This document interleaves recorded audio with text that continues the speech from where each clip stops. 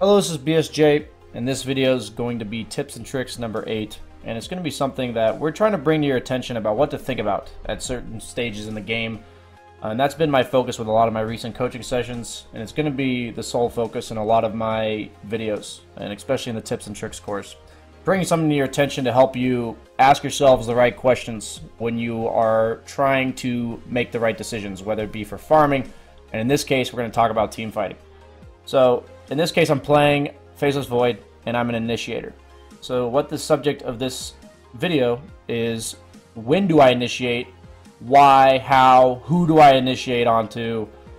These are very important questions to ask yourself before the team fight occurs. Because if you're having to think about all this in the middle of a team fight, you're simply going to panic and die or just mess up your abilities, because there's no way that you can process this.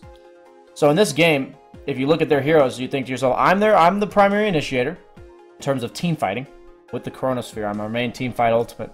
And I look at their heroes and I say, okay, if I Chronosphere, what happens? This is the best way to think about it. If I'm an initiator or I'm like a physical damage carry that wants to run in, let's use like a counter example. If you're a physical damage hero and you need to right click in order to kill an enemy hero and you're against an axe, when are you allowed to go in? If you're against axe, when? Ask yourself. And the answer is you can't unless you see axe or go on axe.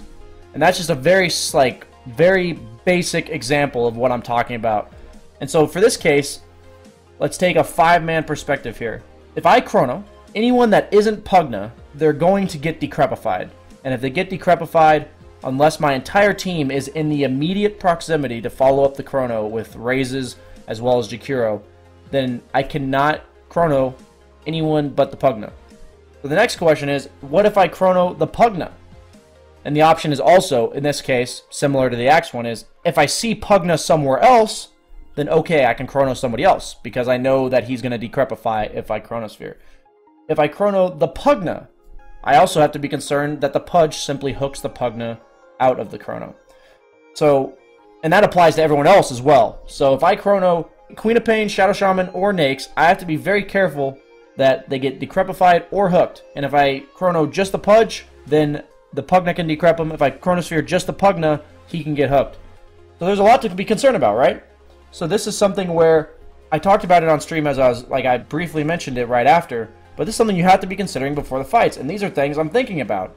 So I'm looking to Chronosphere Pugna if possible, just because he's very squishy, and there's only one hero to save him with, and he saves everyone else. So I have to be immediately saying, I want to chrono Pugna, and I can't allow him to get hooked out of chrono. And so you're going to see my thought process come into play with this Chronosphere, and it helps me know when to go in. I see Pudge right next to the Pugna, and I managed to get both of them in the chrono. And even though we don't end up killing them in the middle of the chrono, I know that I'm allowed to go in. And if you see, I've actually showed improperly, the Pudge actually went for a hook and misses. So I knew that this was on cooldown. So I honestly didn't even care that I got Pudge in the Chronosphere. And I did see him, so I thought it was going to be a little bit before that. But the idea is I actually saw the hook, so I knew that if I got Pugna in the Chronosphere, he was going to get locked down. And then we ended up winning the team fight off of this concept. And this is just something I want you to think about. When you're a hero that's initiating, when you're a hero that needs to go in, whether that means you're like the physical damage hero or the actual team fight stunning initiator, think about what's going to happen when you go in. How is the enemy going to respond? What do their heroes do? So, like, I use the axe example, and you say, like, well, if I'm not the initiator, you know, when do I go in? What if axe never goes in? Well, then you simply have to wait, because axe is just waiting too. And so you have to let your team play out the fight. You have to be very patient about what you want to be doing in team fights. Wait for the opportune moment. The last thing you want to do is be impatient, have you just Chronosphere anyone that isn't Pugna, have them get decrept, and the Chronosphere just goes to waste. So this is a very important concept that I think is summarized quite well by this one example, and all we want you to focus on is making sure you're asking yourself the right questions. So this is tips and tricks video number 8. Hope you guys enjoyed it, and I'll see you next time for number 9.